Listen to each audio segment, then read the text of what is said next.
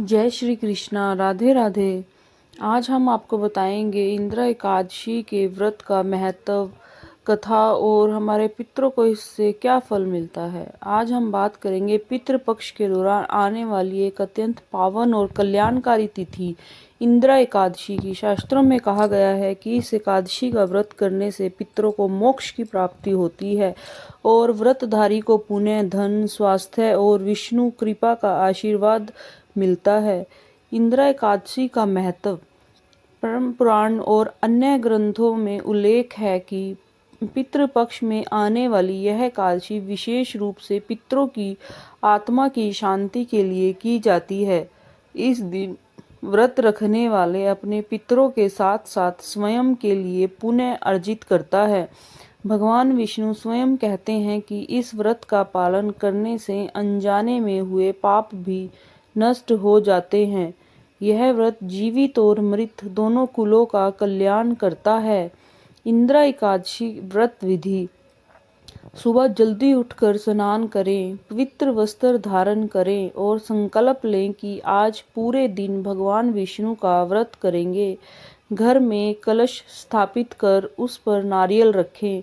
भगवान विष्णु की प्रतिमा या चित्र के सामने दीपक जलाएं। तुलसी, गंगाजल और पीले फूल से भगवान का पूजन करें। दिन भर व्रत रखें और फलाहार करें। पितरों की शांति के लिए तर्पण अवश्य करें।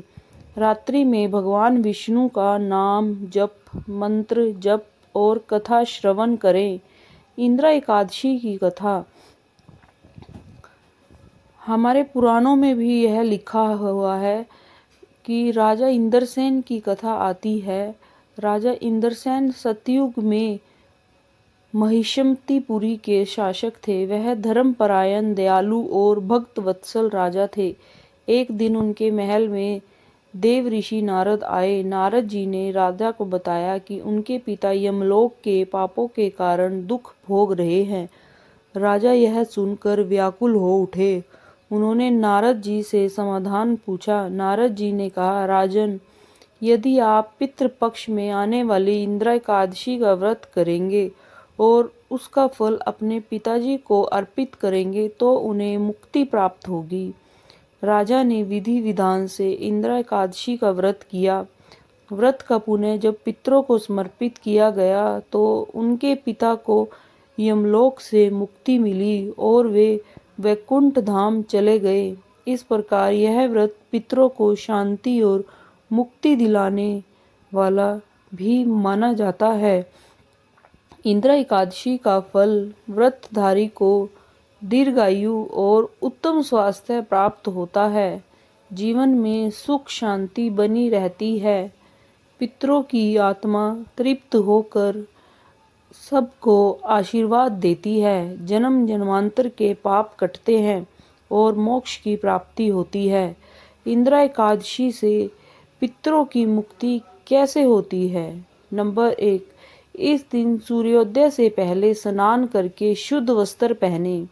नंबर 2, भगवान विष्णु का पूजन करें और व्रत का संकल्प लें। नंबर 3, पितरों की आत्मा की शांति के लिए तर्पण करें। नंबर 4, एकादशी व्रत का पुण्य फल पितरों को समर्पित करें। नंबर 5, ब्राह्मण को भोजन कराएं और दक्षिणा दें। नंबर 6, संध्या समय विष्णु नाम का स्मरण करते हुए दीप जलाएं।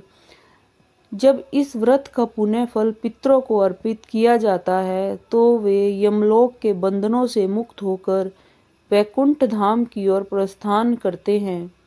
इंद्रसेन राजा और इंदिरा एकादशी। महिषमतीपुरी के राजा इंद्रसेन को एक बार नारद जी ने बताया था कि उनके पिताजी यमलोक में दुख भोग रहे हैं। नारद जी ने उन्हें इंदिरा एकादशी का व्रत करने का उपाय बताया था। राजा ने श्रद्धा से व्रत किया और उसका पुण्य अपने पिताजी को अर्पित कर दिया। फलस्वरूप उनके पिता को यमलोक से मुक्ति मिली और वे विष्णु लोक में चले गए। यह कथा सिद्ध करती है कि इंदिरा एकादशी पितरों को मोक्ष दिलाने का सर्वोत्तम साधन है।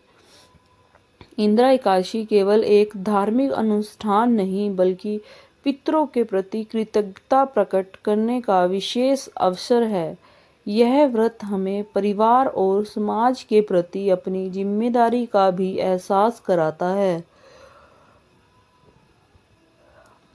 अंततः जो भी व्यक्ति इस व्रत को सच्चे मन से करता है उसे न केवल पितरों का आशीर्वाद मिलता है बल्कि जीवन में सुख, समृद्धि और शांति भी प्राप्त होती है।